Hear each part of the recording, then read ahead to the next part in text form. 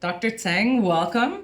We're really excited to have you for this conversation. Can you maybe start off by telling us about your role? My role in Canada is the head of the Taipei Economic and Cultural Office in Canada. This is actually a de facto embassy of Taiwan to Canada. So, why don't you tell us a bit about what's the energy reality in Taiwan? How are your industries and homes powered, etc.? You know, Taiwan is a major country producing the semiconductor chips. And for that, it really has to consume a lot of electricity. Taiwan produces more than 60% of the chips in the global market, including more than 90% of advanced chips.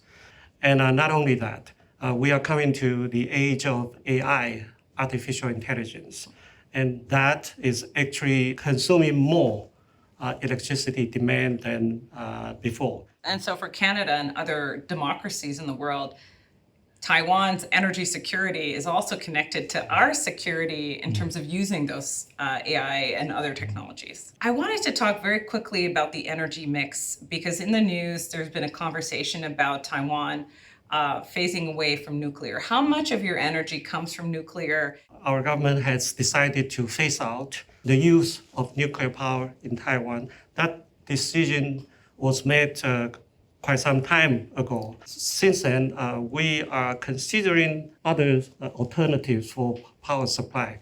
Right now, the most important source of our power supply is natural gas, which takes up 41.5% of the total power demand, and followed by coal, Right. and 40%, very high. And renewable energy is 10.5%, and nuclear power is only 5.some%.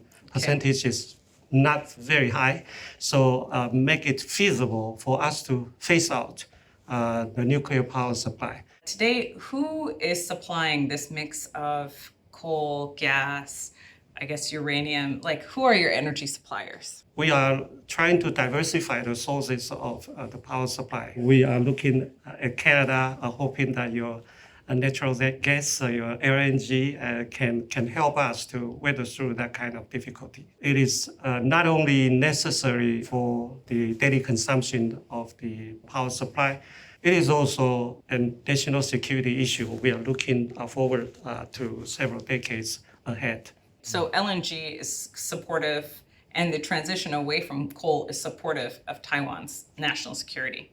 Right. Today, how does Taiwan work with Canada on energy? Are we an exporter to you of fuels today? This export of Canadian LNG to Taiwan has been on our agenda of trade talk all the time. But in terms of the export capacity of LNG, it is still very limited. And so the current capacity you have is quickly booked up by Asian countries. I know the countries, but that's not Taiwan. If Canada can quickly expedite your capacity for LNG export, and if we can align with Taiwan's need, you can become a very important LNG supplier to Taiwan. So, if you had a message for Canadians about what they need to know about what Taiwan needs and how Taiwan wants to work with Canada, what would it be? Everybody is talking about two things: food security and energy security. You have both of them. And we are very eager to have this relationship with Canada because you have so much to offer. Canada is a household name. Everybody knows what Canada stands for, but not vice versa. Your people don't know so much about Taiwan. I hope that can change. That can make my job easier too. That's great. Thank you so much.